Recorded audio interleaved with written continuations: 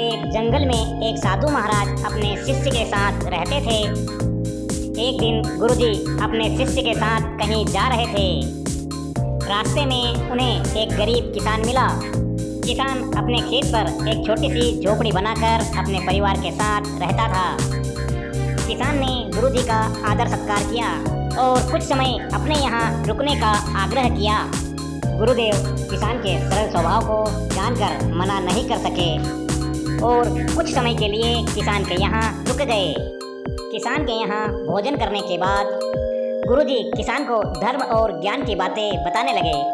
किसान ने कहा, गुरुदेव मैं बहुत गरीब हूँ, मेरी सारी जमीन बंजर पड़ी है, मेरे पास एकमात्र यह भैंस है जिससे मैं अपने परिवार का पालन पोषण करता हूँ।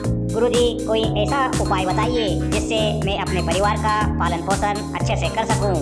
गुरुदेव ने कहा, बेटा मैं तुम्हारी गरीबी का कारण जान चुका हूं। फिर गुरुजी ने मंत्रों द्वारा एक पात्र तैयार किया और एक चिट्ठी लिखकर उस पात्र में रखी और पात्र किसान को दे दिया। गुरुजी ने किसान से कहा, बेटा इस पात्र को खोलना मत, 2 साल बाद मैं वापस आऊँगा, तब इस पात्र को खोलना, तुम मालामाल हो जाओगे। अब गुरुजी ने अपने शिष्य से कहा, बेटा इस भैंस को अपने साथ ले चलो और ध्यान रहे इसका पता किसान को नहीं चलना चाहिए। शिष्य ने गुरु का आदेश मानकर भैंस को अपने साथ रख लिया। घर आकर गुरुजी ने अपने शिष्य से कहा, बेटा इस भैंस का अच्छे से ख्याल रखना, यह किसान की अमानत है, इसे 2 साल बाद हमें किसान को वापस लौटाना होगा।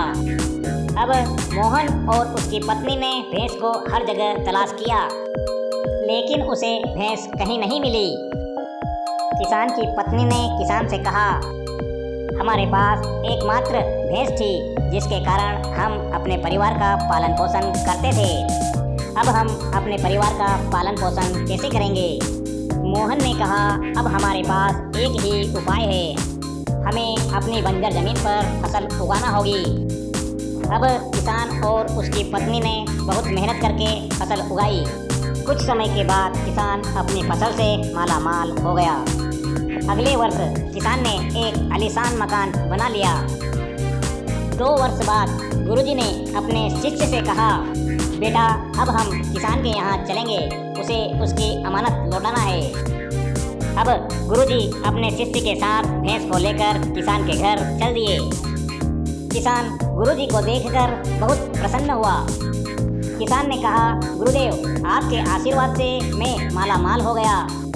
गुरुदेव ने कहा, बेटा तुमने मेहनत करना छोड़ दिया था और एकमात्र भैंस की आय पर निर्भर हो गए थे।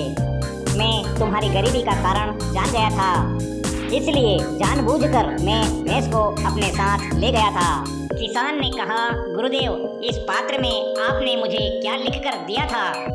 गुरुदेव ने मंत्र पढ़े और पात्र को खोलकर बताया, बेटा इसमें मैंने लिखा था, मेहनत का फल मीठा होता है। अब गुरुदेव मोहन और उसकी पत्नी से विदा होकर अपने शिष्य के साथ चल दिए।